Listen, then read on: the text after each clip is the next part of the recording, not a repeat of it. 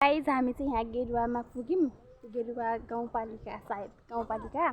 अनि यहाँ चाहिँ हामी घुम्न आएको इन्टेकमा। यहाँ चाहिँ धेरै राम्रो राम्रो ठाउँहरू रहेछ क्या। मलाई पनि थाहा थिएन अनि फर्स्ट टाइम त नभनौँ तर यतिको चाहिँ थिएन म पहिला आउँदाखेरि।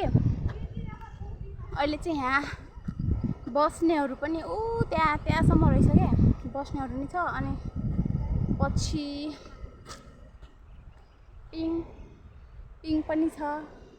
त्यसपछि पुलहरू यस्तो राम्रो भएको रहेछ। तपाईहरु पनि आउनु होला घुम्नलाई। यो चाहिँ शान्ति बजारबाट भित्र आउनुपर्छ जंगलै जंगल। त्यसपछि आउँछ यहाँ चाहिँ। सो यति नै हो। तर जोस यतातिर चाहिँ रमाइलो छ क्या यो हरियो वातावरण। अनि त्यसपछि